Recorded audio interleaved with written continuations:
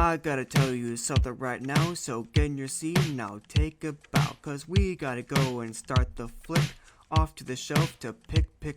Oh, we have a show to put on your screen. Trust me now, cause my work's pristine. It's time to critique a classic movie. Let's have some fun and make it groovy. It's movie criticisms of movies. Yeah, I said it's movie criticisms of movies. Yeah, I said it's movie criticisms of movies. Yeah, I said it's movie criticisms of movies. Yeah, I said it's.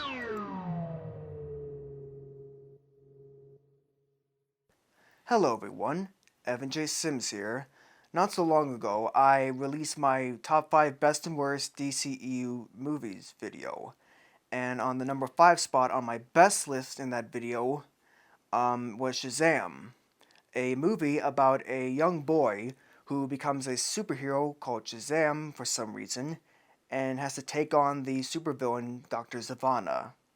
As I said in that video, I thought Shazam was pretty good, but not totally spectacular.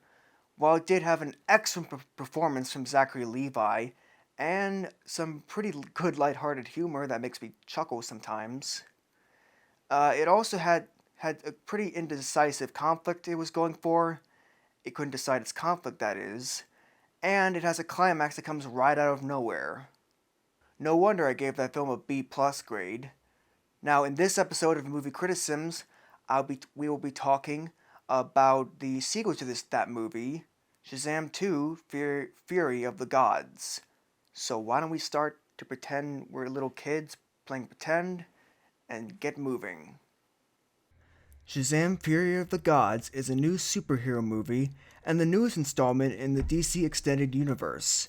2 years after the defeat of Dr. Sivana in the first movie, Shazam, aka Billy Batson, and his entire Shazam family are now regularly saving the day in their town, unbeknownst to their parents.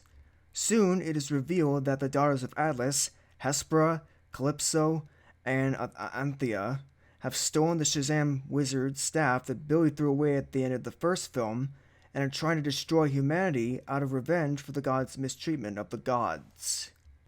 One day, Billy's foster brother Freddie Freeman meets a girl at school named Anne, and the two begin to flirt with each other. But soon we find out that Anne is actually a human form of Anthea and is working with the other two daughters of Atlas. So, will the Shazam family be able to take down the daughters of Atlas? And what will be the fate of Freddie and Anne's relationship be?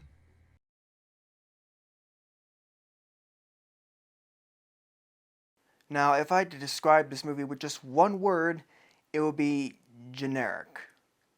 No, it's more than that. It's the epitome of a generic, standard, formulaic superhero movie. There really isn't anything much here to make it stand out or say special. It has all the cliches and tropes that you could expect from this kind of genre. You have the insecure nerd main character in the lead role? Check. The romantic love interest? Check. The very typical bad guys? Check. Well, I guess you're all asking me, well, does the movie at least improve on the flaws of the first movie? Well, not really. In fact, I actually think that it actually worsens the problems from the original. Yeah. How? Well, remember when I said that the original had a problem with its indecisive conflict, and it couldn't decide which conflict it wanted to be about? Well, this movie doesn't just have 2 conflicts to choose from, it has about 5 of them. Yeah. And what's even worse is that it's even less focused than the original. Sure, as much as though the original had trouble deciding its conflict between the two, at least it focused on the parts it was talking about, and it did have some payoff. Now, the next thing I want to talk about is going to be a big spoiler. So if you just want to hear my thoughts on this real quick, you can skip to this time code right here. Okay? Well then, let's do this. Now, at the end of the movie, when Shazam finally defeats the Daughters of Atlas in the final battle, he ends up dead. Now, at first, the family mourns him and cries over him, laments his loss, and buries him at the daughter of Atlas's former temple. But shortly after a while, Wonder Woman suddenly comes out of nowhere and uses her powers to bring him back to life. Now, just to be clear and super honest, it is not the fact I do not dislike this thing at all because I thought Shazam should stay dead at the end. Heck, I think not only would it leave an unpleasant taste in the audience's mouth when they leave the theater, but I also think it's quite inappropriate for Shazam's character arc. My real problem with it is more of a pet peeve. You see, the whole cliche about the hero or one of the heroes dying and people crying boo-hoo about it, and then a little bit later they're suddenly not dead anymore. That cliche has been repeated so many times before in the past, and by this point it's gotten really, really tiresome and old at this point. So I guess you're all wondering, how would I do this scene better? Well, I think it's best if I show you how I do this with some of my buddies. And we'll do that in 3, 2, 1. Wait a second, why'd I have to be the girl? Because typically, Beta is the softer hearted one, and I wanted to try something different for a change. But, oh, fine. Jamie! Jamie, wake up! Jamie, wake up! Please, please, please, please! Oh no. He can't be dead. He just can't be.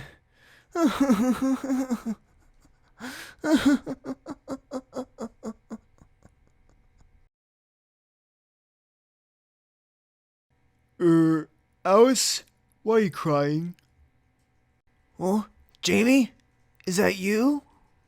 Yes it is. Why'd I be? Oh, Jamie! Have I missed you so? Now, here's how I think this scene should be done in movies.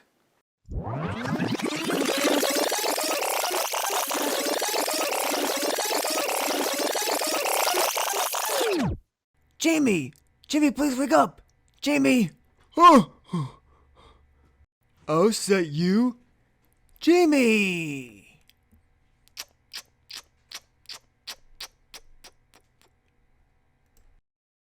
Okay. Am I done now? Yes, Gamma, you are. Okay, good. I don't like kissing other male dogs anyway. It's not like I'm gay or something.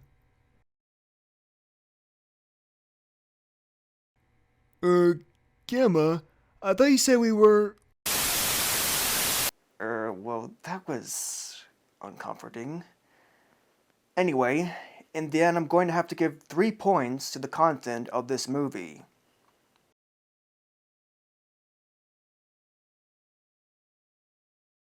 For some reason, I don't entirely like Billy Batson or Shazam in this movie.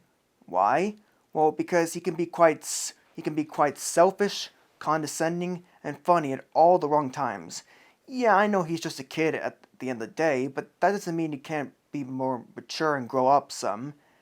In fact, I actually think, shouldn't he be more mature by now since he's a little older than in the first movie? Like I said earlier, the daughters of Atlas are villains, is not very compelling at all, to the very least. They're just your standard generic villains who wants to cause destruction on Earth. The only one that's kind of compelling is the one named Anthea, because her romantic relationship with Freddie Freeman puts her loyalty with her partners to the test. As for the rest of the characters, they were good, I guess. Of course, the standout one has to be Freddie Freeman, as he was my favorite part of the first movie, and he does have a lot of good scenes here and a very strong, semi-cute relationship with Anthea. Sure, it's nothing powerful, but it's cute to say the least. However, at the same time, Freddie doesn't really steal his scenes as much as he did in the original movie, And I think that's because a lot of his geeky, nerdy charm is not as well utilized here as in Shazam 1. I give 3 points to the characters.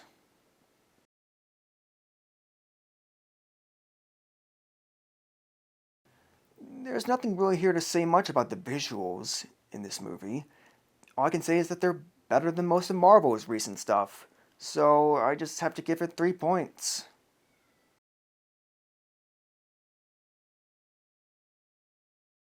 Zachary Levi is once again so adorable as Shazam.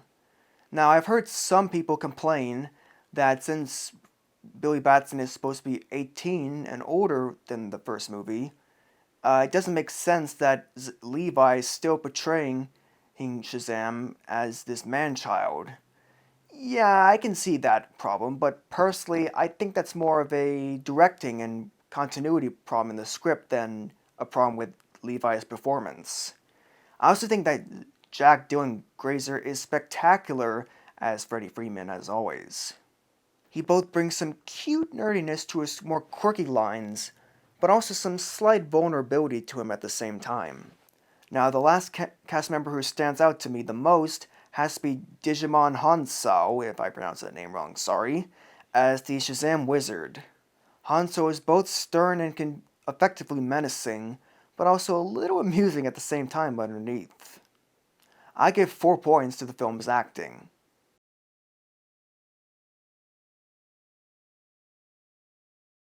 Much like last month's review, I'm going to skip this section of music entirely and just give it 3 points immediately.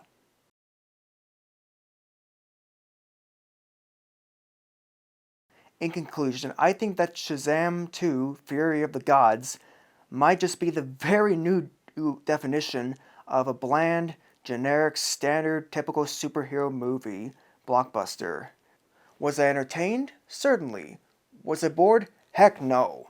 But seeing that this is the sequel to one of the standout movies of the DCEU, I do expect better from DC Studios. Shazam! Fury of the Gods has received a total of 17 points out of 25, earning it a B-. So, have you seen Shazam! Fury of the Gods? If not, do you want to or not, and why? Let me know in the comment section below, and if you enjoyed this review video, then feel free to like, subscribe, and or share. So, what is next month's subject for movie criticisms? Well, Mario here. Welcome to review my movie next. Why'd you go? Very bad impression of Mario. My apologies, but I'm Evan&AudreyS, signing out. Peace.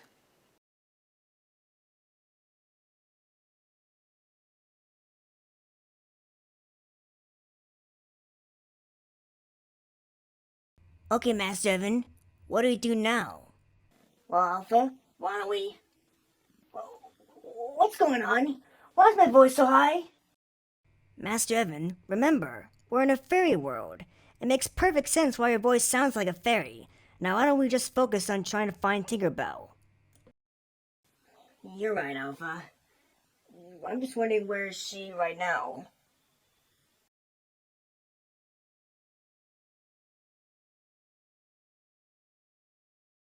Ow! Ow! What was that for, Master Evan? Oh, sorry, Alpha. I just had to catch it really quickly. Now the question is, how do we get out? How do we get out of here now?